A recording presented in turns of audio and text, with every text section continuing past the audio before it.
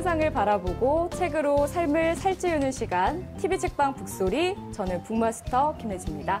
안녕하세요. 좋은 책만 쏙쏙 골라 소개하는 박태근입니다. 안녕하세요. 문학평론 쓰는 허입니다. 좋은 책을 맛있게 소개하는 북튜버 이가희입니다. 그러고 보니까 우리 이가희 북배는 첫 만남이네요. 네. 반갑습니다. 반갑습니다. 잘 부탁드려요. 네. 앞으로 북마스터님의 활약을 기대하겠습니다. 네, 감사합니다. 진짜 많이 도와주세요. 지난 특집 방송에 이어서 오늘 네. 두 번째 시간이잖아요. 좀 적응이 되셨나요? 적응이요. 네, 적응은 이제 조금 더 해봐야 될 것 같고요. 아직도 너무 설레고 그래도 지난 시간에 너무 의미 있는 시간을 보내서 오늘도 기대가 큽니다. 많이 도와주시고요. 아니, 이창현 선생님 어디 가신 겁니까?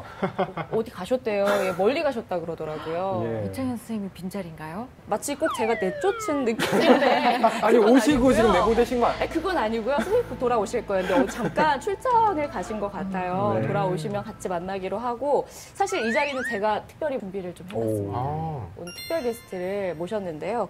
먼저 영상으로 오늘 만날 분을 소개해 드릴게요. 함께 보시죠. 혹시 응급실 갔다 보신 적 있으세요? 네. 네, 작년 11월에 가봤어요. 언니가 아침에 크게 다쳐가지고 응급실을 잠시 갔었던 적이 있어요, 제가. 엄청 바쁘시고 사람들 많고 그냥 소란스러운 곳. 다 아파서 막 끙끙 앓고 계시니까 더 그러니까 기가 빠진다 그래야 되나? 좀 더 힘들었던 것 같아요. 일단 응급실 갔을 때 좀 기다렸고요. 죽을 것 같았죠. 사실 너무 아팠으니까. 딱 갔을 때 바로바로 뭐 일처리를 해주셨으면 하는 바람도 있었죠. 생각보다 방치된 느낌을 받았다 해야 되나? 좀 그냥 침대에 누워 있었는데 좀 한참 기다려도 안 오시더라고요. 모든 업무를 분담하지 않고 한 명이서 다 처음부터 끝까지 케어를 하시지 않을까라고 생각은 한 적 있어요.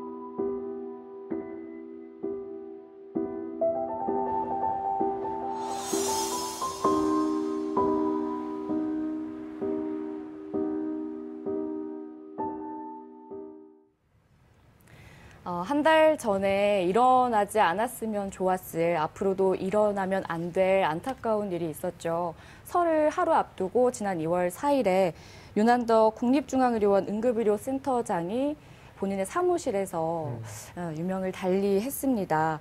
사실 온 가족이 모이는 명절을 앞두고 이 소식을 들어서 참 많은 분들이 안타까워하셨는데요. 우리 북밴들도 소식 들었죠. 네, 특히 그 명절을 앞두고 일주일 동안 집에 가지 않고 근무를 하셨다고 하더라고요. 네.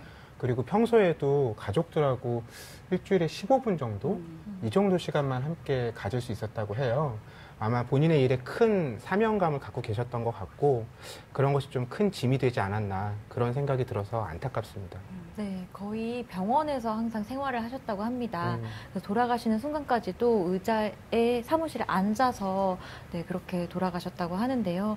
왜 이런 일이 일어날 수밖에 없었는지 안타깝기만 합니다. 네, 이 일을 계기로 또 응급의료 시스템 자체를 또 개선해야 된다라는 목소리가 네. 높아지고 있다고 들었어요. 그리고 저는 어떤 생각을 했냐면 요즘 한국에서도 노동시간에 대한 문제가 많이 언급이 되잖아요. 네. 의료계에서도 지금 너무 과중한 업무를 의사 한 명이 지금 맡고 있는 건 아닌가. 이 문제를 좀 전 국민이 좀 관심을 모아서 좀 해결해 나가야겠다라는 생각이 들더라고요.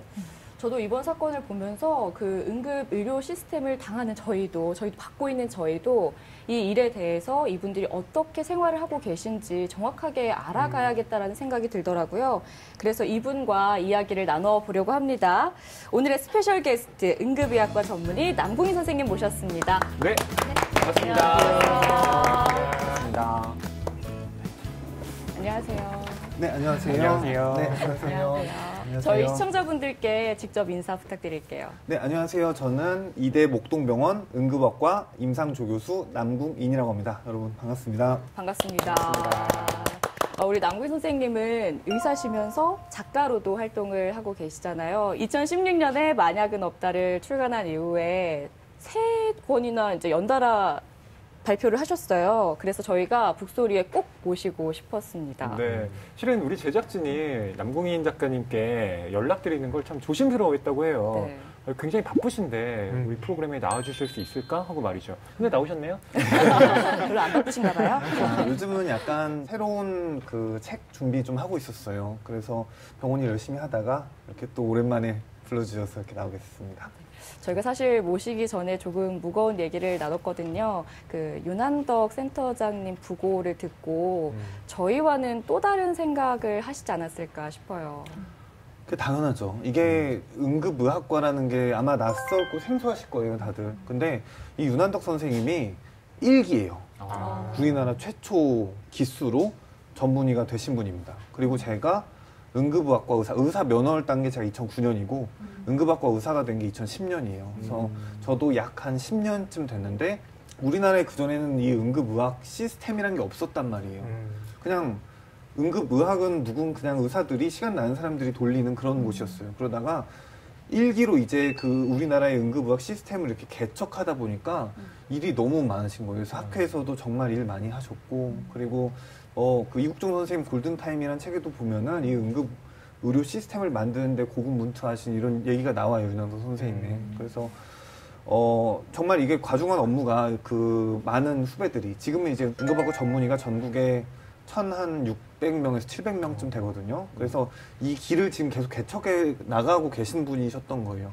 게다가 국립병원의 센터장으로 이게 정책 관련돼서도 매우 중책을 맡고 계셨고요. 근데 이렇게 과로해서 돌아가시고 하니까 저 후배된 입장으로서 또 같은 업계에서 이렇게 개척하신 분인데 이렇게 안타까운 마음도 많고 좀 그렇습니다. 그 직장인들이 이제 각자 상황에 따라 다르겠지만 대부분 9시에 출근해서 6시에 퇴근을 하고 일주일에 5일 일하고 이틀은 쉬잖아요. 그런데 응급의학과 선생님들의 스케줄이랄까요? 일상이랄까요? 이런 건 잘 상상이 안 되는데 타임테이블이 보통 어떻게 되세요? 그래서 제가 레지던트 때는 이 그 만약은 없다는 책에는 제가 거의 주로 레지던트 때 일기입니다. 그러면은 그때는 정확히 24시간 일을 하고 24시간 집에 가서 쉬고 다시 24시간 일을 하고 이거를 그냥 4년 하는 그런 식이었어요. 그러면은 출퇴근 시간도 있고 브리핑도 있고 중간중간에 그 칼퇴근하거나 그러지 못할 거잖아요. 그러니까 그건 집에 가서 잠만 자고 다시 오는 그런 생활이었습니다. 그래서 그때는 막중한 정도가 아니라 거의 약간 사고의 위험이 엄청 있는 그런 시기였어요. 근데 그게 불과 10년도 안 된 일입니다. 제가 레지던트. 그리고 지금 레지던트들도 전공의 특별법이라든지 그런 것들이 있지만 크게 달라진 건 아니고요. 근무 로딩을 좀 적절하게 배분을 해서 좀 그 사고가 가장 덜 나는 안전한 방법으로 근무하면 어떨까 이런 식으로 저희 내부에서도 연구를 많이 하고 있어요. 그래서 사실 이게 촉각을 다투는 일이기 때문에 24시간을 연이어서 일을 한다고 하면 아찔한 상황이 발생할 수도 있거든요. 그래도 이 책에는 레지던트 때라 그런지 더 많은 일을 하고 있잖아요. 10년도 안 된 일이지만 이 책에서 제가 일하는 걸 보면은 제가 그 수련을 받은 병원이 정말 터무니없이 힘든 그런 병원이었어요. 정말 혼자서 그 큰 사립병원에 오는 환자를 거의 전부 다 책임지고 봐야 되는 그런 병원이었어요. 그래서 정말 이렇게 근무한 게 맞냐, 이거 뭐 거의 약간 소설가 아니냐, 이런 식으로 얘기도 좀 많이 들었고, 근데 거의 현실적으로 제가 근무한 일기들이 거의 고스란히 좀 담겨 있어요. 제가.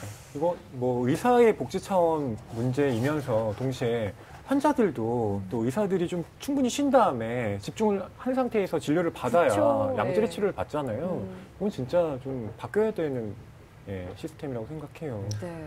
안전의 문제니까 이로써 좀 논의가 더 좀 충분하게 사회에서 될 수 있지 않을까 이런 생각은 좀 하고 있습니다. 우리한테 꼭 필요한 곳이기 때문에 조금 더 안전한 곳으로 변해가는 그 과정이 반가울 뿐인데요. 많이 어떻게 응급실 가보셨어요? 저 같은 경우는 응급실 근처에도 안 가보다가 아기 때문에 이제 아기가 어리니까 자주 가게 되더라고요. 근데 우리 북밴들은 어때요? 저는 응급실에 예전에 손에 잠깐 뭐 아주 심한 건 아니고 그 화상을 좀 입은 적이 있어서 응급실에 갔거든요. 근데 뭐 저의 상처는 경미해서 그냥 이렇게 소독 좀 하고 많은 거였는데 뭐 드레싱이라고 하죠. 그래서 이렇게 응급실을 이렇게 두리번 했어요. 근데 제 옆에 있던 분이 경찰분이었는데 범인을 체포하다가 다치셨나 봐요. 그래서 피를 흘리고 계셨는데 제가 그걸 보면서 나는 이렇게 좀 가볍게 다쳐서 왔지만 응급실엔 정말 위중한 사람들도 오고 있고 이런 생각들을 좀 많이 했어요. 저는 어머니가 과호흡이 온 적이 있으세요, 새벽에. 근데 이제는 그 과호흡이 그렇게 심한 걸 아니라는 걸 아는데 그때는 가족들이 다 놀란 거예요. 약간 돌아가실 수도 있겠다라는 생각이 드니까 이제 다 놀래가지고 옆에서 보면 정말 안 좋아 보이시잖아요. 네, 숨을 못 쉬고 얼굴이 이제 약간 파래지시기 시작하고 이러니까 너무 놀래서 그 119를 불러서 이제 갔어요, 응급실에. 근데 그렇게 되게 저희는 심각한데 계시는 분들은 별로 안 심각하신 거예요. 그냥 이렇게 오히려 봉지 이렇게 딱 해가지고 숨 쉬세요 약간 이렇게 대처를 하시니까 그 당시에는 사실 좀 서운했어요. 왜냐면 우리 가족한테는 가장 지금 세상에서 제일 중요한 일인데 네, 거기 계시는 분들이 중요하게 생각하지 않으시는 건 아닌가 그런 생각이 들었는데 이제 그 뒤에 제 가장 친한 친구가 간호사가 돼서 또 이제 뭐 응급실이나 중환자실에서 생활하는 모습을 보니까 화장실도 못 가고 일하고 그런 환자가 수도 없이 밀려 들어오는 걸 보면서 그럴 수밖에 없었겠구나 그런 생각이 들었습니다. 저도 가보면 선생님 한 분이 한 환자를 이렇게 보고 내보내고 이런 일반 병원의 체계가 아니라 한 분이 여러 분을 막 동시다발적으로 보고 계시더라고요. 이렇게 보면 하루 평균 몇 명의 환자를 만나게 될까요? 일단은 이게 내과 병원이다. 그냥 동네에 있는 병원이면은 진료를 받고 그냥 약 받아서 다 가잖아요. 네네. 가는데 응급실은 그렇게 딱 그 약만 줘서 보낼 수 있는 환자 자체가 별로 없어요. 대부분 경과를 봐야 한다든지 검사가 필요하다든지 혹은 뭐 응급 수술이라든지 정말 집중 치료가 필요하다든지 아주 다양한 환자들이 있어요. 그래서 당장 가지 않으면 결국은 응급실에 남아 있는 거고 남아 있으면 결국은 담당 의사의 모니터링이라든지 그 감시 하에 있어야 되는 거거든요. 그래서 응급실에 항상 그 재원하고 있는 환자가 적어도 20명에서 많으면 30명, 더 많으면 40명까지 있습니다. 그래서 제가 최고 기록이 동시 접속이라고 해요. 동시 접속 100명까지 맞습니다. 이때가 신종플루 유행할 때거든요. 그다음에 가장 환자 많을 때가 명절 때인데 얼마 전에 그 설 있었잖아요. 설 때 제가 아침에 출근해서 그 다음 날까지 정확히 303명 보고 퇴근했어요. 303명. 거의 뭐 그냥 쉽게 뭐 입에서 단내 난다고 하잖아요. 그래서 이 303명을 보고 24시간 있다 퇴근하면은 어제 아침에 있었던 일인데 일주일 전 일 같아요. 시간이 압축돼서. 네. 숫자도 숫자인데 저는 응급실 갔을 때 인상적이었던 부분이 병원에 우리가 뭐 병문안을 간다든지 이럴 때는 과별로 분류가 돼 있잖아요, 병실이. 내가 그 병실에 들어갈 때 어느 정도 예상과 예측이 돼요. 그러니까 마음의 준비를 하고 갈 수가 있는데 응급실은 내 친구가 이런 병으로 갔다고 해도 주변에서 너무 예상 못한 상황들이 벌어지는 거예요. 내가 볼 거라고 예상 못했던 상황들. 갑자기 뼈가 부러진 분이 옆 테이블에 앉아있다든지 네. 막 와서 구토를 하신다든지 그러니까 여러 명 있는 것도 힘든 일인데 예상 못한 상황들이 그렇게 동시다발적으로 벌어지는 상황을 보면 정말 일반인들은 소위 멘탈이 나간다 네, 이런 상황이 될 것 같거든요. 네. 그래서 저도 농담처럼 친구들한테 그런 얘기해요. 하루만 바꿔서 네가 한 24시간 나 대신 근무 하루만 쓰면 한 1년 정도는 정신과 다닐 거라고 이런 얘기도 우스갯소리를 합니다. 진짜 아비규환의 상태일 것 같아요. 매일매일이.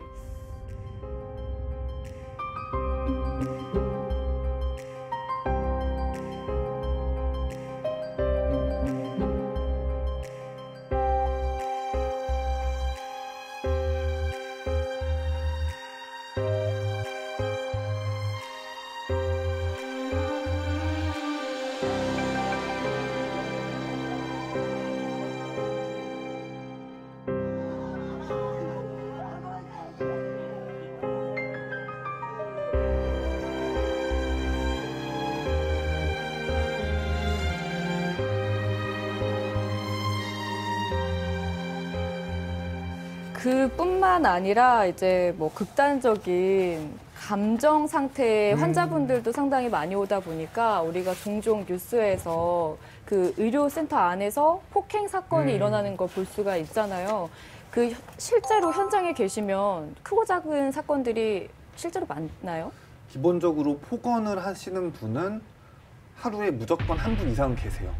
네, 무조건 계세요. 근데 저희는 다 이해를 해요. 그리고 저는 되게 환자분이 화를 내도 다 이유가 있다라고 생각을 늘 하려고 하는 노력을 하는 편이고 실제로 좀 이유가 또 보면 있어요. 그래서 최대한 이렇게 말씀드리려고 하는데 이게 폭행이라든지 폭언이라든지 도저히 그게 이해가 안 가는 도저히 이게 납득이 안 가는 그런 분들이 늘 계시거든요. 그래서 제가 이 다음 책에도 이 폭행 당한 거에 대해서도 썼고 그럼 그분은 정말 저한테 그 옷을 다 찢고 정권을 이렇게 치셨어요. 그래서 그땐 정말 그 진료까지도 보고 그랬었는데 이게 결국은 사람이 사람을 미워하는 일이거든요. 그래서 막 욕을 하고 너희들의 뭐 자격이나 자질이라든지 나아가서 부모의 교육 방식이라든지 별 욕을 다 하세요.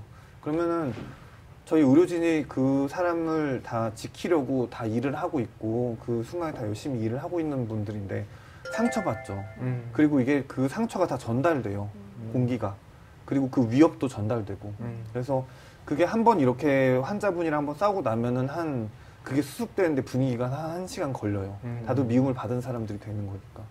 네. 책에는 보통 사람들이 어렴풋이 알고 있거나 아니면 전혀 몰랐던 이야기들을 아주 생생하고 생동감 있게 잘 담아주셨는데 그 바쁜 와중에 어떻게 이런 책을 쓰셨나 그런 생각이 들어요.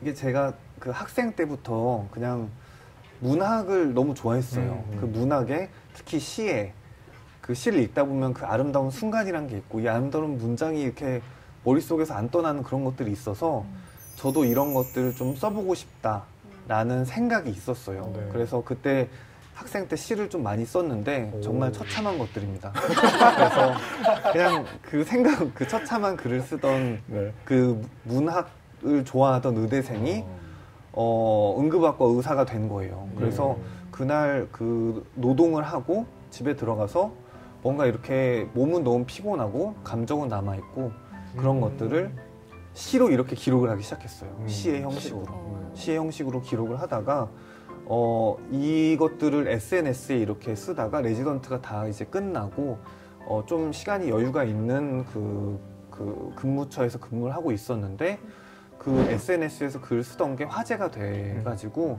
그런 걸 산문을 이렇게 옮겨서 쓰다 보니까 그것이 마냐로 높다가 돼서 출간이 된 거였습니다. 그렇군요. 다시 시를 쓸 생각은 없으세요? 재능이 이제 없어요. 이게 시의 재능이 이렇게 확 있잖아요. 안 되겠더라고요. 한 10년 내로는 없을 것 같아요. 의학시라는 새로운 장르를 좀 개척하시도록 도움을 드리는. 의학시요. 저는 마종기 선생님의 시를 보내드리고 싶은데 뭐 이미 읽어보셨겠지만 마종기 선생도 의사이면서 또 시를 같이 쓰셨거든요. 그래서 저도 그 학교 다닐 때 문학회를 했었는데 혼자 의대생일 거잖아요. 아, 네. 그러면은 저희끼리 다 시인 이름으로 부르는 거죠. 그러면 얘는 마종기야. 저희끼리 그런 농담도 얘는 하고, 기영도야. 얘는 기영도야, 얘는 이성복이야 이렇게. 전 마종기. 그랬군요. 네, 워너비였죠. 그냥. 네. 아니 이 책을 내고 주변 반응은 좀 어떤가요? 근데 재밌었어요. 그러니까 주변 동료들은 약간 이렇게 얘기를 했어요. 아니, 너무 뻔한 얘기를, 너무 우리끼리는 당연한 얘기를 굳이 이렇게 써서 출판했냐, 나 뜨겁다. 지금 친구들은 그렇게 얘기를 했어요. 그래서 저도 그 세계에 있었잖아요. 그래서 저도 이렇게 늘상 내 앞에서 있는 일을 너무 뻔한 일인데 그렇게 써서 내도 되나?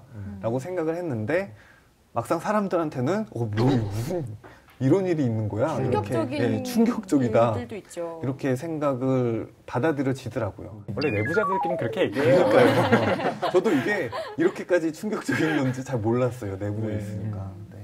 근데 진짜 부러운 게 이과시잖아요. 네. 근데 이 문과적 그 감수성과 이 필력까지 지니셨다는 맞아요. 게 사실 너무 글을 보면서도 놀라웠거든요. 어떻게 이렇게 생생하게 그 감정을 잘 담아서 쓰셨을까. 근데 사실 그게 어떻게 보면 감수성, 공감 능력이잖아요. 그걸 가지고 있으면서 이건 일대로 해야 되는 게 참 괴로웠을 것 같기도 하고 또 이 만약은 없다라는 제목 자체도 굉장히 시적인 것 같거든요. 그래서 어떻게 이 제목을 짓게 되셨을까? 그것도 궁금했어요. 제가 일을 하면서 생각을 많이 곰곰이 해보는 편이에요. 제가 처치가 어땠는지. 이게 결국은 눈앞에서 사람이 죽으면 이게 괴로울 수밖에 없잖아요. 네. 그러니까 이거를 내가 그 타이밍에 다른 처치를 좀 공격적으로 했으면 어땠을까. 이걸 좀 빨리 넣었으면 어땠을까. 그 약을 빨리 써봤으면 어땠을까. 이런 생각이 계속 들어요. 특히 그래서 제가 좀 이 책에도 있지만 좀 한동안 그런 습관이 있었어요. 제가 사망 선고한 다음에 그 시신이 이렇게 누워 있으면은 시신의 얼굴 보고 이렇게 미안하다고 이렇게 약간 묵념을 하는 거예요. 그 눈동자를 보고. 그래서 이 방금 내가 이 시신한테 한 의사로서 한 처치가 납득이 될 때까지 보고 있는 거예요. 그래서 그때 그 눈동자들 보면서 생각한 게 그런 거였어요. 만약이 없어야 되는구나. 내가 지금 이렇게 생각하고 있는 거, 내가 그 약을 줬어야 돼, 내가 그 처치를 했어야 돼. 이것들 결국 다 만약이잖아요. 근데 이 만약이 하나도 없이 나 스스로 납득할 수 있어야지 죽음들을 받아들일 수 있겠다. 그리고 내가 감정적으로 좀 편해질 수 있겠다. 이런 생각이 드는 거예요. 그래서 만약은 없다는 제목을 지었습니다. 그런 고뇌가 담겼기 때문에 2년 반 만에 18쇄를 찍어내셨어요. 어느 정도예요, 이거? 지금 한국에서 에세이 작가로 활동하시는 분 중에 최상위권에 계십니다. 아, 그래요? 네. 저번 주에 19세. 박수 한번. 너무 감사합니다. 얼굴에 행복이 막 번지고 계세요. 아니, 이게 죽음에 대해서 19가지의 이야기, 그리고 삶에 대해서 19가지 이야기. 그래서 한 38분의 환자에 대한 이야기가 다뤄져요. 그중에서 가장 좀 인상 깊었던 환자는 어느 분일까요? 저는 실제로 약간 거의 진실과 같은 그 편이 있는데 그 루게릭 환자 얘기예요. 그래서 루게릭이 결국은 온몸의 근육이 마비돼서 죽어가는 병인데 어느 순간 호흡근이 마비되는 순간 이 연명 치료를 중단을 하고 이 병의 경과가 다한 사람을 보내줘야 되는 그런 게 또 의사의 일이 있어요. 근데 너무 젊은 분이 이 루게릭에 걸려서 결국은 다 동의해서 이분을 이제 더 이상 연명 치료를 하지 않게 돌아가실 수 있게 그렇게 다 합의가 된 분이셨는데 제 눈앞에서 갑자기 그 호흡근이 다시 멎은 상황이었어요. 그래서 제가 온 가족을 불러다 놓고 처치를 안 하겠습니다. 그랬더니 하지 말자고 유가족들이 그렇게 얘기를 하셔서 전 이제 사망 선고를 하려고 그분이 이제 호흡근이 멈췄지만 어쨌든 호흡근이 멎었다고 심장이 멎는 건 아니에요. 심장은 한 15분 있다 멈춰요. 그래서 이제 15분 후에 돌아가신다고 말을 한 다음에 그 15분 동안 이 유가족들이 통곡하는 걸 옆에서 보고 있는 거예요. 근데 그 유가족 분들은 15분 있다가 죽을 자기 어머니, 15분 있다 죽을 자기의 아내, 이런 분한테 마지막 말을 해야 되는 거잖아요. 그 15분 동안. 그래서 각자 이 말들을 다 이렇게 그 15분 동안 압축을 해서 하시는데 아예 그 자리에 서 있을 수가 없더라고요. 너무 슬퍼서. 그래서 그날 거의 하루 종일 울었어요. 그 말하고 들어가서. 그래서 그런 것들을 제가 각색을 거의 못할 정도로 그것들이 너무 가슴에 와닿아서 그렇게 써 왔는데 그분이 어쨌든 가장 기억에 많이 남아요.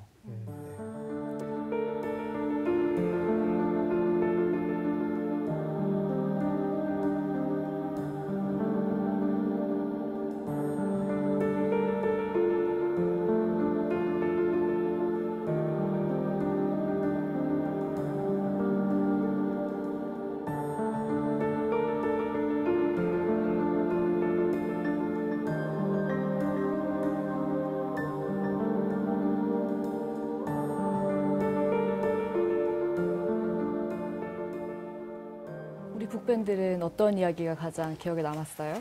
너무 많은데요.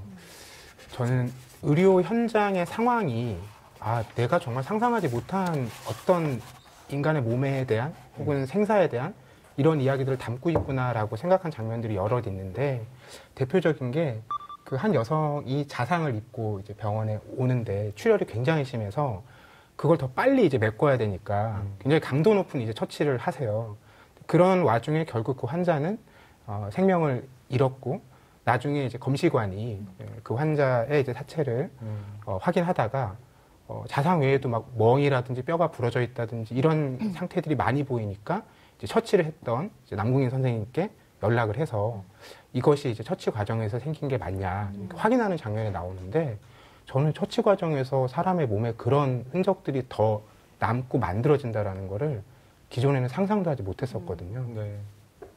저는 첫 번째 에피소드인 이 죽고자 하는 열망이 좀 인상 깊게 남았습니다.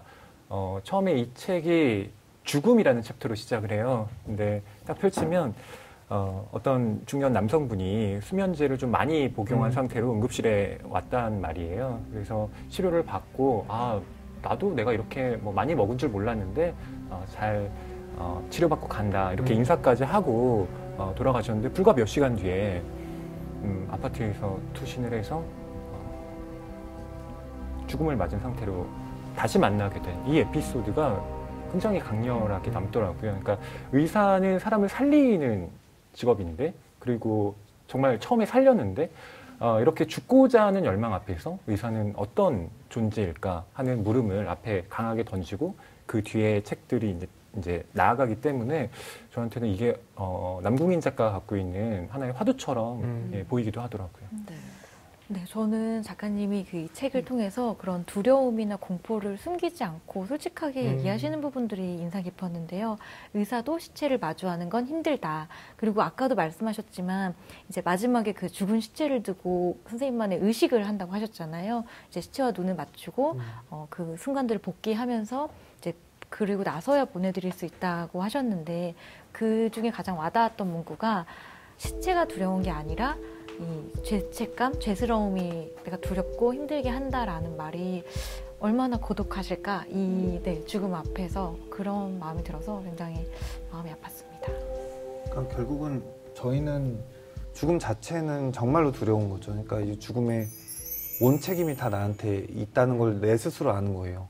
그리고 내가 선고를 하니까 내 선고가 얼마나 자신감이 없었는지 내 선고가 얼마나 완벽하지 않은 건지 나 스스로 아는 사람인 거잖아요. 그러니까 정말 충격적인 이야기잖아요. 내가 안심시키고 퇴원시킨 환자분이 바로 시신이 돼서 돌아오는. 근데 이런 경우가 계속 있어요. 계속 현장에서 계속 있어요. 그만큼 뭐 사람을 살려야 되는 의사로서 도저히 어쩔 수 없는 이런 생명들이 있고 이렇게 정말 이 타인의 우울감이 이렇게 거대한 것인가 이런 생각이 아직도 종종 들어요. 그렇군요. 이 얘기를 나누다 보니까 책 속의 이야기만큼 선생님과의 대화가 참 재밌는데요. 이 책이랑 함께 읽으면 좋을 책들을 또 우리 북밴들이 소개를 해주실까요? 네, 제가 먼저 소개를 하겠습니다. 네. 저는 이 책을 가지고 왔는데요. 이 책의 저자와 지금 남궁인 작가님과 공통점이 있습니다. 혹시 김혜지 북마스터는 뭔지 아십니까? 저 알아내고야 말겠습니다. 어디 한번 볼까요? 일단 병원 이야기예요. 그리고 심장이 뛴다는 말. 심장을 만지는 의사 선생님의 책이 아닐까? 네. 라고 생각해 보아요. 아, 저희 리허설을 한 보람이 있군요. 네. 네. 맞습니다. 응급의학과 전문의가 나온다 그래서 저희가 어떤 책을 추천할까 고민을 하다가 만약은 없다를 읽어보다가 그 흉부외과 전문의에 대한 얘기가 또 나오더라고요. 그러니까 응급의학과에서 이 감당하기 어려운 환자들, 특히 심장에 문제가 있는 환자들이 왔을 때 빨리 네. 이 흉부외과 의사들이 와서 처치를 해야 되는데 그 인력이 너무 부족하다는 거예요. 그래서 흉부외과 의사로서 어떤 글을 쓴 분이 없을까 찾다가 정의석 작가님을 찾았습니다. 그렇군요. 책 그러니까 만약은 없다의 남궁인 작가님과 또 이 심장이 뛴다는 말에 이 작가님이 의사라는 공통점은 네. 있다고 하셨는데 차이점도 있지 않을까요? 차이점이 있죠. 저는 농구에 비교를 하고 싶은데 네. 슬램덩크 캐릭터로 좀 얘기를 한다면 남궁인 작가님은 그 뭔가 스타일리시하고 빠른 가드 느낌이에요. 송태섭이라고 할까요? 그래서 너른시하고 적재적소에 볼을 패스해주는. 되게 만족하시는 표정이에요. 원래 서태웅 좋아했던 거 아니에요? 서태웅일 줄 알았는데. 저도 앞에 얘기만 듣고 서태웅일 줄 알았는데 키가 작은. 아니, 키는 상관없어요. 네. 근데 제가 왜 그랬냐면 응급의학과가 물론 현장에서 정말 많은 환자들을 보고 그 환자들이 내가 처치할 수 있느냐, 뭐 다른 과에서 할 수 있느냐에 따라서 이제 빠른 분류를 또 해야 되잖아요. 어시스트를 하는 거고. 그런 점에서 송태섭에 가까운 가드라고 생각을 했고, 이 흉부외과 전문의인 정의석 작가 같은 경우는 북산고교의 최치수 같은 느낌. 그러니까 응급의학과에서 심장에 문제가 있는 환자가 왔어요. 정의석 선생님이 딱 진중하게 수술을 시작하는 거죠. 그러니까 보통 수술 한 번 하면 최소 몇 시간, 길게는 뭐 거의 10시간 넘게 수술을 하더라고요. 그러니까 굉장히 강행군을 하는 건데 문체도 그 좀 뭐랄까요, 진중하고 좀 무거운 느낌이 나긴 합니다. 그런 점에서 저는 남궁인 작가의 책과 정의석 작가의 책이 공통점이 있는 동시에 좀 다르게 읽는 재미가 있다는 생각이 들더라고요. 그렇군요. 네, 또 듣다 보니까 이 흉부외과 그리고 응급의학과 정말 다 힘든 과인 것 같은데 실제로 좀 의대생들이 이런 과들을 선택을 하나요? 뭐 좀 기피하는 대상인가요? 이게 1년에 의대생이 의사가 되는 숫자가 3,000명쯤 돼요. 근데 이 3,000명 중에 딱 19명만 흉부외과 의사가 되는 거죠. 1%도 안 되는 거죠. 근데 제가 10년 전에 응급의학과를 지원을 했을 때 응급의학과 지원율이 흉부외과와 거의 비슷했어요. 그리고 전공을 택할 때 기피 대상으로는 그래도 지금 응급의학과가 약간 인기가 좀 올라간 편이어서 단연코 흉부외과가 인기가 없습니다. 근데 그때 작가님은 왜 그렇게 남들은 별로 안 가고 싶은 과를 선택하신 거예요?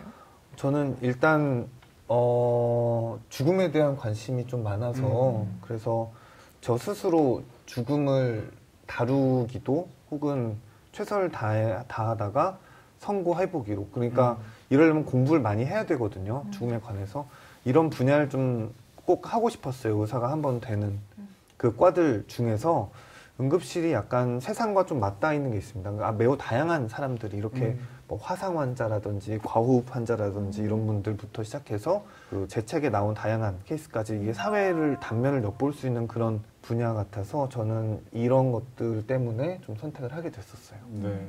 저는 이 책을 읽으면서 심장이 터질 것 같다는 비유를 함부로 해서는 안 된다는 걸 배웠어요. 이 책을 처음 피면 흉부외과 전문이잖아요. 네. 네, 정말로 그 심장 수술을 하는데 심장이 이렇게 터질 것 같은 그 환자를 만나게 되는 거예요. 그래서 심장이 파열되지 않도록 손으로 계속 누르고 있는 그 상황에서 어떻게 내가 심장이 터질 것 같다라는 말을 할 수 있을까, 이런 고민을 또 내포하는 대목도 있습니다. 그런 식으로 하면은 정말 쓰지 못할 표현들이 정말 많아요. 네. 그래서 뭐 그 등골을 빼먹는다 이런 말들도 진짜 등골이 이렇게 주사해서 빼고 네. 뭐 그런 거 보면은 정말 잔인하고 끔찍하거든요. 그래서 그런 식으로 하면은 쓸 말이 없어요. 이런 대목이 있습니다. 2006년 2월 23일의 일기인데요. 내 생일, 아침부터 밤 11시 20분까지 수술을 했다. 그리고 앞으로는 이것이 내 생일의 전형적인 풍경이 되리라는 예감이 들었다. 별로 나쁘지는 않다. 이제 간신히 흉부외과 의사가 된 것 같다. 이거는 응급의학과도 마찬가지라서 저희는 남들 놀 때가 가장 바쁘거든요. 그래서 뭐 크리스마스, 명절, 신년 뭐 그런 날 당직 서면은 정말 약간 지옥 볼 수 있는데 저는 근데 좀 자청해서 그런 날 서는 편이에요. 그런 특별한 날 대부분 별로 일이 없거든요. 제가 개인적인 약속도 없고 만날 사람도 없고 하다 보니까 네. 그럴 때 일해야죠. 네, 그러면은 진짜 약간 그 정희석 작가님처럼 명절 때 이렇게 환자들 받고 크리스마스 때 이렇게 환자들 받으면은 내가 응급학과 의사구나 이렇게 느낄 때가 있습니다. 네. 그러니까 저는 이게 어렵기 때문에 여러분 하지 마시라라는 얘기가 아니라 이런 분들이 계시기 때문에 얼마나 이 일이 가치로운가를 실은 이 대목을 통해서 이야기를 하고 싶었던 거예요.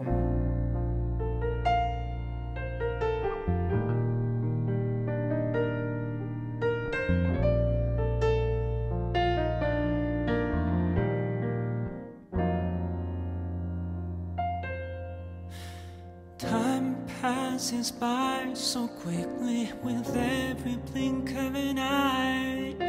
This moment is a chain of past, a journey that won't last.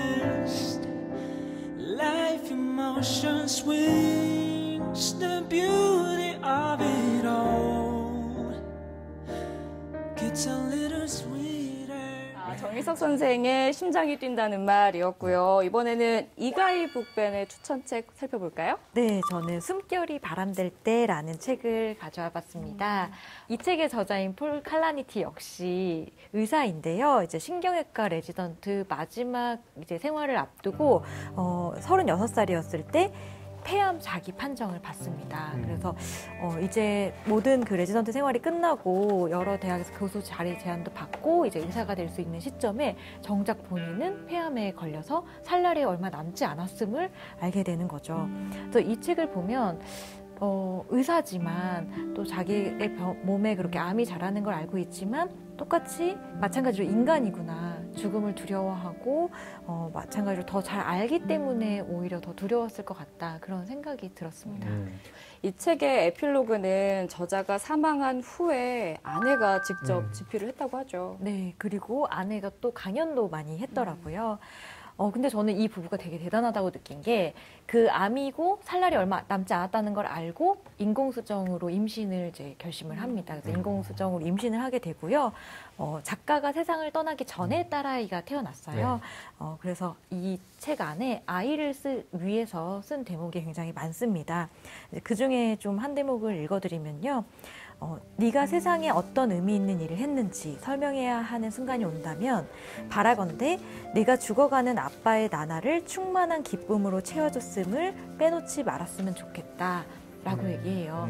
이미 이 딸이 태어나서 자랐을 때는 아빠가 없지만 그 어렸을 때 태어나는 순간만으로 아빠는 충만한 기쁨을 가지고 죽었다라고 이제 이야기를 남기는데요. 정말 이 두 부부가 죽음을 준비해 가면서 사실 우리가 살면서는 죽음을 준비할 기회나 그 두려워만 하고 무섭게 여기는데 이 두 부부는 이제 죽음을 따뜻하게 바라보면서 천천히 준비해 나가는 모습이 굉장히 인상 깊었습니다. 네. 이 책은 또 저자가 의사인 동시에 환자로서의 기록을 남긴 거잖아요. 네. 그렇기 때문에 더 특별하게 또 의미가 다가올 텐데 제가 알기로는 또 남궁인 작가님의 지인분도 이와 비슷한 상황을 좀 겪으셨다고 하더라고요. 네, 저랑 같이 수련받은 그 외과 선생님이 계세요.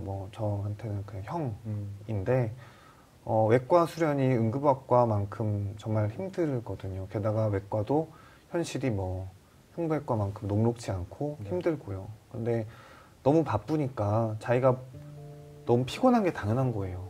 당연히 피곤한 거잖아요. 그냥 하루 종일 수술하고 회식하고 다시 수술하고 다시 모든 그 일상이 쳇바퀴인데 그래서 막 살이 빠지고 피곤한데 그냥 원래 일이 힘드니까 라고 생각을 했던 거죠. 그러다가 그 수련을 다 마치고 좀 속이 안 좋아서 내시경을 마치는 날 해보니까 암 4기가 나온 거예요. 그래서 이 형은 어쨌든 항암 치료 다 받고 수술 다 받은 다음에 결국은 자기랑 똑같은 암 환자들 돌보겠다고 그런 암 환자들 모임하고 그런 암 환자들 치료하다가 죽었어요. 그래서 그런 얘기들을 그 다음 책에 제가 써기도 했었거든요. 그 형을 기리면서요. 근데 그래서 저는 그 숨결이 바람될 때라는 이 폴 칼라니티의 책에서 약간 이분이 문학을 원래 하시던 분인데 그 다음에 그 대학원으로 의사가 되신 분이세요. 그래서 문학의 위대함이라든지 그런 것도 좀 느꼈어요. 결국은 문학이 있으니까 이렇게 자신의 이야기들을 써놓을 수 있었고 그 다음에 많은 사람들이 공감하고 이 사람의 그런 환자로서의 일기라든지 이런 걸 기억할 수 있구나. 그런 글로 쓴다는 행위 자체에 좀 먹먹함이라든지 이런 걸 좀 느낀 책이기도 했어요. 사실 병원에서 선생님들 보면, 의사 선생님들 보면 무서울 때도 있고 참 찔러도 피 한 방울 안 나올 것 같을 때도 있고 한데 참 많이 나요. 아 그래요? 네, 그렇죠. 가치 있는 삶을 살고 계신 의사분들이 참 많다라는 생각이 드네요. 박태근 북배는 어떤 책을 소개해 주실 건가요? 네, 제가 가져온 책은요. 독특한 제목의 책입니다. 굴뚝 속으로 들어간 의사들이에요. 네. 이게 진짜 제목이 독특한 게 의사들이 왜 굴뚝에 들어갈까? 이 굴뚝이 어떤 산업 현장을 이제 비유하는 표현인데 이 남궁희 선생님께서는 응급의학과 전문이시잖아요. 이 굴뚝 속으로 들어간 의사들은 직업환경의학과 전문의들이세요. 직업환경의학과 선생님들 네. 처음 들어봅니다. 이게 엄연한 의학의 과 중에 하나예요. 이전에는 산업의학과라는 이름으로 불리다가 이름이 직업환경의학과로 바뀐 지가 얼마 안 되었습니다. 그래서 솔직히 제가 옛날에 응급학과를 하기 전에 이 직업환경의학과를 할까 진지하게 고민을 해서 거기 찾아가서 얘기도 하고 거기 약간 거의 반쯤 지원하듯이까지 한 적이 있었어요. 그러다가 이 환자를 직접 보겠다는, 그러니까 바이탈을 보겠다는 이것 때문에 다시 돌아왔었는데 매우 특이한 분야입니다. 그러니까 이 직업과 환경에 대한 모든 걸 다루는 거예요. 근데 이게 노동 현장이랑 관련이 있을 때가 있습니다. 그러니까 이 분진을 맞는다든지 다양한 작업 현장이 있잖아요. 그러면은 거기에 누적된 사람한테 이게 누적돼서 인체에 어떤 피해를 미치는지 이런 것들을 이 현장마다 종합적으로 조사를 하는 거예요. 그래서 건강검진 같은 것도 많이 하게 되고 또 여기서 병 걸린 사람들에게 이 인과관계를 입증하는 일을 하기도 해요. 네. 이런 상황들이 많이 나와요. 우리는 몸이 아프면 일 때문이라고 잘 생각하지 않습니다. 내가 습관을 잘못 들였나? 뭘 잘못 먹었나? 네. 내 탓을 먼저 한다는 거예요. 그리고 실제로 우리가 병원에 갈 때도 굉장히 짧은 시간 이제 의사 선생님과 대화를 나누고 이제 진료를 받잖아요. 네. 그러다 보니까 그렇게 긴 시간 동안 축적된 것에 대해서는 찾기가 어렵다는 거예요. 그래서 늘 아주 어려운 상황이 벌어지고 나서야 이 직업병들이 알려지게 되는 거죠. 이 책에서 대표적으로 나오는 예들이 이런 겁니다. 우리가 노트북 같은 전자기기 쓰잖아요. 그런 전자기기를 만들고 나면 마지막에 이제 화학약품으로 겉을 닦아내야 되는데 그걸 닦아내던 사람들이 어느 날 갑자기 못 일어나는 겁니다. 다리에 신경이 마비돼서 설 수가 없는 거예요. 그런데 한 작업장에서 그런 사람들이 여럿이 나옵니다. 그런데 이분들이 제대로 치료받을 수 없는 것이 외국인 노동자예요. 나중에 이 사건과 이제 원인들이 밝혀지고 나서 뭐 국가에서 치료를 해주긴 했는데 뭐 그런 이제 의료 시스템이 가닿지 못하는 현장에 계신 분들도 많이 계신 거죠. 그리고 이런 일들은 대부분 회사가 이윤을 추구하는 과정에서 벌어집니다. 정말 안타까운 사연이 마찬가지로 이제 휴대폰 부품을 가공하는 업체인데 그 닦아내는 이제 액체가 에탄올을 써야 해요. 그런데 여기는 회사가 메탄올을 쓴 겁니다. 단가가 좀 낮죠. 네, 알려주지도 않고요. 위험성을 고지를 당연히 해야 되는데 그것도 하지 않은 데다가 몰래 쓴 거예요. 그래서 이곳에서 일하던 사람들이요 어느 날 시력을 잃습니다. 영원히 시력을 잃은 분도 계세요. 이랬을 때 이걸 이제 어디서부터 어떻게 찾아가고 남궁희 선생님 말씀해 주셨듯이 스스로 이거를 이분들은 증명하거나 의학적인 인과관계를 설명하기가 어렵잖아요. 그럴 때 이 직업환경의학과 선생님들께서 함께 하고 계시는 거죠. 근데 대부분의 사람들이 직업환경의학과가 있다는 걸 또 이 방송을 보면서 처음 알았을 것 같아요. 저는 이 의학 현장이 굉장히 독특하다고 생각을 했어요. 일단 대부분 우리의 병은 즉각적 처치를 이제 우리는 기대하잖아요. 근데 그런 이제 의학 현장이 아닌 것이고요. 그리고 앞서 말씀드렸듯이 기존의 의료 시스템이 가닿지 못하거나 혹은 그런 의료 시스템에 접속하기 어려운 사람들이 여기에 많이 놓여 있다는 겁니다. 의사, 의료 이런 얘기를 할 때조차 얘기되지 않는 분들의 경우가 많다는 거죠. 그래서 이것들이 결국은 이분들의 설자리가 계속 늘어나는 게 우리 사회 안전에 문제와도 직결되어 있다고 볼 수가 있습니다. 네. 자, 이렇게 오늘 추천해 주신 책 3권을 만나봤는데요. 3권 다 저자가 의사분들이었어요. 선생님 어떻게 보셨어요? 네, 매우 유익하고 뜻깊은 책들이라고 할 수가 있겠네요. 아, 예. 네. 제가 다 읽어본 건 아니지만 네. 어쨌든 다들 같이 읽어보시면은 의미를 찾으실 수 있는 그런 책들이라고 저는 생각합니다. 네, 그리고 의학계에 이렇게 퍼져 있는 문제들도 우리가 알게 되고 그리고 어떻게 해결해 나가면 좋을지에 대해서도 생각해 볼 수 있으니까 좋은 책들이라고 생각을 해봅니다. 자, 오늘은 만약은 없다의 저자 남궁희 선생님 모시고 이야기를 나눠봤어요. 다들 어떠셨어요? 저는 오늘 그 의학에 대한 얘기, 의료에 대한 얘기를 했지만 실은 그게 한 분야에만 국한된 게 아니라 자기 분야에서 뭔가 병폐를 고쳐나가는 것 자체가 의학을 실천하는 길이 아닐까 오늘 남궁인 작가님과의 대화를 통해서 그런 생각을 좀 해보게 됐습니다. 저는 사실 좀 이 만약은 없다를 보고서 생각이 굉장히 많아졌어요. 이게 또 이제 의료 현장의 얘기이기도 하지만 죽음에 대한 이야기이기도 한 것 같은데 놀랬던 건 평소에 우리가 죽음에 대해서 정말 터부시하니까 어떤 죽고 나서의 그런 모습이나 그런 거에 대해서 참 이야기할 상황이 없었던 것 같아요. 근데 이런 책을 통해서 한번 죽음 이후에 대해서도 생각해보고 내 가족이나 내 사랑하는 사람한테도 일어날 수 있는 일이라고 생각을 하니까 굉장히 이런 시간이 필요하구나. 정말 좋은 책을 써주셨구나. 네, 그런 생각이 들었습니다. 네.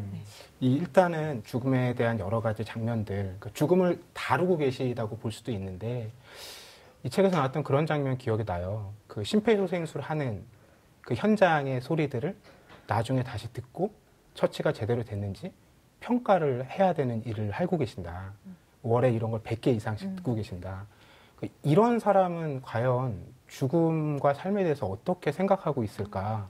우리는 거기까지는 보통 가보지 않잖아요. 그런 현장에서 그런 죽음을 정말 맞닥뜨리고 직접 처치하는 것뿐만 아니라 그런 더 다른 일까지 해보신 분의 목소리라서 굉장히 인상 깊었고요.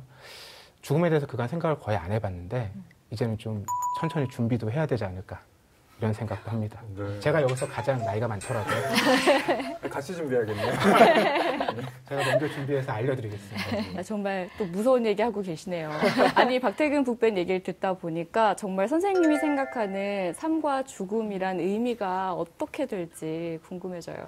글쎄요, 결국은 삶과 죽음은 저 직업적으로 평생 다뤄야 하는 화두입니다. 그래서 삶과 죽음이 제가 의사로서 만나는 현장의 삶과 죽음은 과학적으로 정말 만약이 없어야 하는 그런 경계가 분명해져야 하는 그리고 딱 매듭을 지어줘야 하는 그런 일이겠고 근데 글을 쓰는 사람으로서 그 죽음이라는 게 그렇게 매듭을 짓거나 이렇게 과학적으로 설명될 수 있는 게 아니잖아요. 그러니까 그 작가로서는 또 그 특수성이라든지 그런 것에 대해서 또 여러 방면의 의미로 생각해보는 그런 다양한 의미로 제게 해석될 수 있을 것 같습니다. 마지막으로 우리 시민들께 응급의학과 의사로서 바라는 이야기가 있을까요? 바라는 얘기를 전부 다 한다면 상당히 많겠지만 전 진짜로 솔직히 저희 응급실에 찾아온 분들이 정말 다 급한 그 사연들이 있고 그래서 이렇게 다 이유가 있어서 오시는 분들 그러니까 사람들의 선의라든지 그런 거를 매우 깊게 믿는 그런 편이에요. 그럼에도 불구하고 많은 사건들이 응급실에 있잖아요. 근데 그냥 그 시민들이 거기 일하는 사람도 똑같은 사람이고 그다음에 똑같이 그 사람들 위해서 열심히 현장에서 그냥 노력을 하고 말을 하면 또 상처도 받을 수 있고 그냥 그런 사람들이다 정도만 생각해 주셨으면 좋겠어요. 더 이상 다른 거에 있어서 바랄 건 없습니다. 네. 우리가 하루하루 바쁘게 살다 보면 일상의 소중함을 잊게 될 때가 참 많잖아요. 근데 이 시간을 계기로 우리 시청자분들도 삶의 소중함 그리고 일상의 소소한 행복들 생각해 보셨으면 좋겠어요. 그리고 마지막으로 이 죽음에 대해서 생각을 하다 보면 어떻게 살아야 될지도 고민을 해보게 되는 것 같아서 참 유익한 시간이었습니다. 선생님 너무너무 감사하고요. 네, 오늘 주제가 조금 무거울 수 있었어요. 하지만 우리 마무리는 힘차게 한번 해볼게요. 네. 북으로 소란한 세상을 이롭게 하라. 다음 주에 만나요. 안녕.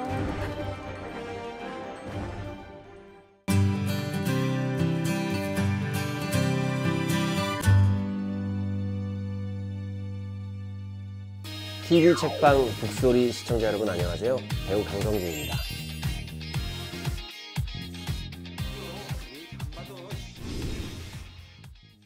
우리도 알 권리 있어. 무능한 경찰 한심해. 저 강성진이라는 사람을 처음 보시면은 늘 하시는 인사 말씀이 실물이 훨씬 나세요. 어떠세요? 실물이 훨씬 낫죠. 화면보다 실물이 훨씬 낫잖아요. 그죠? 그런 인사를 많이 받아요. 그래서 이제 실물로 보여드려야 되겠다 싶어서 무대 연기에 매진하고 있습니다. 이건명 배우님께서 네. 선배님께 영상 편지를 네. 써주셨어요. 그래요? 네네네네. 성진이 형, 형이 연기를 접하는 마음 그리고 그 작품을 대하는 그 마음가짐에서도 나도 참 형한테 한 수 많이 배우는 것 같은데 형같이 착하게 살려면 도대체 뭘 보고 뭘 읽는지가 되게 궁금했어요. 형이 도대체 무슨 책을 읽고 그렇게 바르게 사는지 그렇게 선하게 사는지 알려주세요. 아니야. 고마워서 이렇게 좋은 친구예요. 지금 마음 써주는 것도 고맙고 근데 마침 이건명 씨가 릴레이북 전을 추천해 주셔서 그냥 흔쾌히 오케이 이번 기회에 한번 책을 다시 한번 또 읽어보자. 책을 한번 손에 쥐어보자 라는 마음을 갖게 됐어요. 황순원 대표 소설선. 큰 제목은 소나기고요. 작은 제목은 황순원 대표 소설선. 요즘을 사는 시대에 굉장히 단비 같은 사막의 오아시스 같은 어떤 정서를 느낄 수 있을 것 같아서 여러분들께 소개해드리고 싶었어요.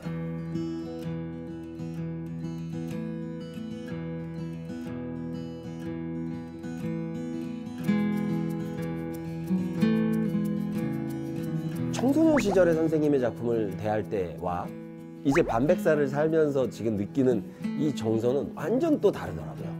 오히려 지금 읽으니까 새록새록 더 새겨져요.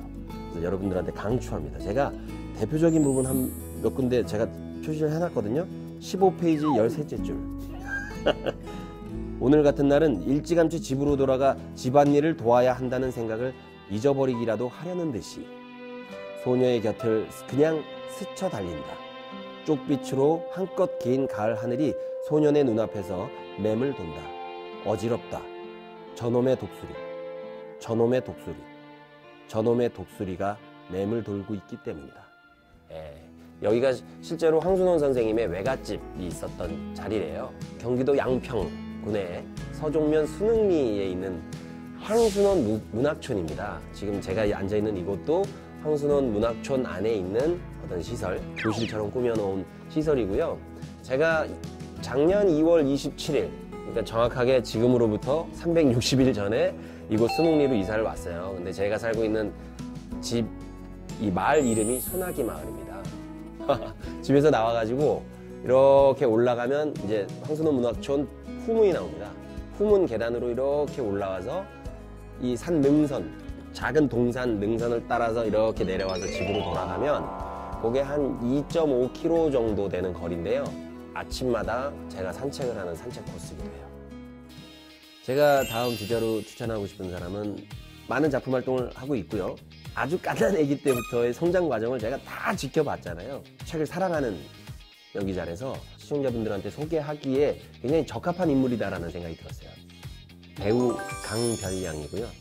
제가 강별양의 외삼촌이에요. 저희 누나의 딸. 별아,